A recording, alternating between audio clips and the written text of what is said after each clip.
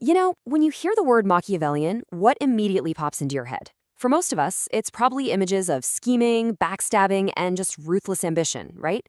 It's a term that carries some serious cultural baggage. But today, we're going to strip all that away. We're separating the historical reality of Niccolo Machiavelli from the enduring myth to see what his ideas actually mean, and more importantly, how his brilliant ice-cold pragmatism applies not just to 16th century princes, but to all of us today. Here's a quick look at our roadmap for today.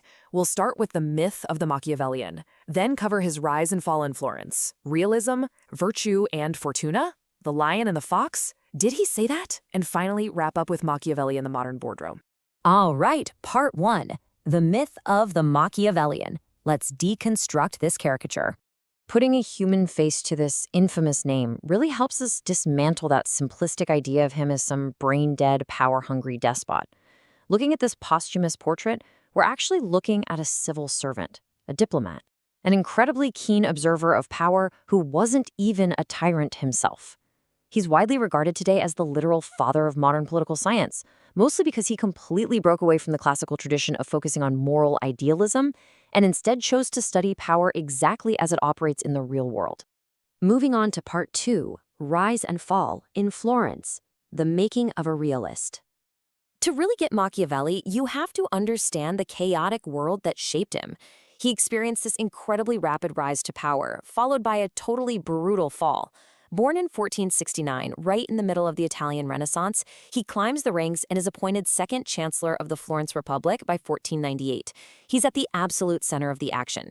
But then the political winds shift. In 1512, the incredibly powerful Medici family sweeps back in, takes control, and Machiavelli is accused of conspiracy.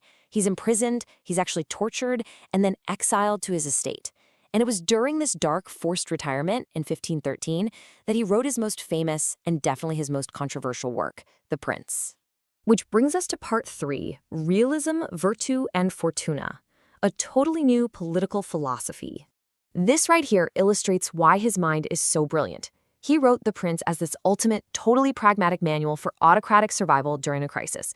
Yet, just a few years later, he writes Discourses on Livy, where he's deeply admiring and actually advocating for stable, free republican governments. So you see, he wasn't just some one-dimensional teacher of evil.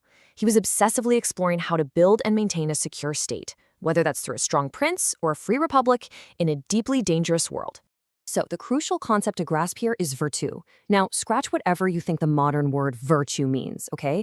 This is not about being a good moral Christian. Virtu for Machiavelli is about having the sheer skill, the courage, and the pragmatic flexibility to secure the state. A leader with virtue reads every single situation for exactly what it requires, rather than just blindly applying a fixed moral code. It's the sheer strength of will to act when circumstances demand it, even if, yes, it requires ruthlessness. And set directly against Virtu is Fortuna. Fortuna is this wildly unpredictable storm of chance, luck, and shifting circumstances. Machiavelli saw fortune as a totally powerful but partly manageable force. You absolutely cannot control it entirely, but a wise leader uses their virtu to build defenses, like dams, way before the floodwaters rise. Because if you depend entirely on luck, you're going to fall the very second fortune shifts against you. Part 4, The Lion and the Fox. These are his most famous metaphors of power. You've probably heard this one before. Machiavelli teaches us that a successful ruler literally has to imitate these two beasts. The lion represents brute strength, the sheer force needed to frighten off wolves. Meanwhile, the fox represents cunning, deception, and the critical ability to recognize traps. Because think about it, brute force alone will lead you right into a snare, but cleverness alone can't physically fight off the wolves. An effective leader has to dynamically adapt, constantly shifting between the two. And that dynamic leads us straight into what is easily the most famous question Machiavelli ever posed. It's a question leaders still agonize over today. Is it better to be loved or feared? Well, ideally, he said you'd be both. But since human love is totally fickle and people are fundamentally self-interested, he concluded that it is far safer to be feared. Fear is reliable, right? It maintains order because it's backed by the credible threat of punishment. But, and this is a massive but, he firmly warned that crossing the line from fear into outright hatred will completely destroy a ruler. Hatred invites conspiracies, it invites rebellion. So you want to be feared, absolutely, but you must respect the property and honor of your citizens to avoid being hated. All right, part 5. Did he actually say that? Let's clear up the whole ends and the means debate. If you ask literally anyone on the street, they will tell you Machiavelli said, "The ends justify the means." But actually, he never wrote those exact words. Instead, in The Prince, he noted that, in the actions of all men, and especially of princes, one judges by the result. He was basically pointing out that the masses are always taken in by appearances and the final outcomes. If a prince succeeds in maintaining authority and keeping the state safe, the public is generally going to excuse whatever methods he used to get there. So, this is actually a deeply nuanced take on consequentialism. He isn't just blindly excusing villainy or saying morality doesn't matter at all. He's acknowledging a really hard truth. Sometimes, a leader has to sacrifice their personal virtue for the greater good and the survival of the state. He warned that using what he called criminal virtue might prevent you from achieving true shining greatness, but it just might be temporarily required to stop an even worse tyrant from taking over. Finally, part 6, Machiavelli in the Modern Boardroom. Let's see how a 500-year-old strategy holds up.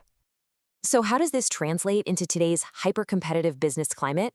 Well, modern executive advisory firms are actually extracting incredible value from his work. They're proving that his ice-cold pragmatism is widely relevant for today's CEOs. Firms like Blenheim Partners use his lessons to advise top-tier corporate leaders, understanding that political maneuvers translate flawlessly into strategic business leadership. Just take a look at these takeaways. They are so spot on for today. First, surround yourself with strong teams. Weak leaders have weak lieutenants, and you have to avoid flatterers like the plague. Second, adapt to the times. In our fast-moving digital world, adaptability is literally your modern virtue. Third, act decisively. Kill that analysis paralysis. Fourth, form agile partnerships, even with your fierce competitors. And lastly, stay totally engaged. If a CEO isn't deeply monitoring their business, tiny disorders grow until they are completely unfixable. And this brings us to a foundational rule of the modern corporate world. Perception is reality. Machiavelli hit the nail on the head when he wrote, "Everyone sees what you appear to be. Few really know what you are." A successful leader has to fiercely manage their appearances, right? People judge way more by the eye than by the hand. Project confidence, manage the optics, and let your actual results do the heavy lifting.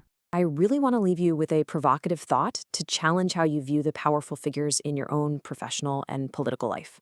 We hear a ton about transparency and authentic leadership these days, but are modern leaders truly transparent, or are they just effectively using Machiavelli's realism, channeling the lion and the fox, to absolutely dominate today's world? It's definitely something to think about the next time you see a CEO make a massive strategic pivot or a politician deliver a perfectly crafted speech. Thank you so much for joining me on this deep dive into the mind of Niccolo Machiavelli.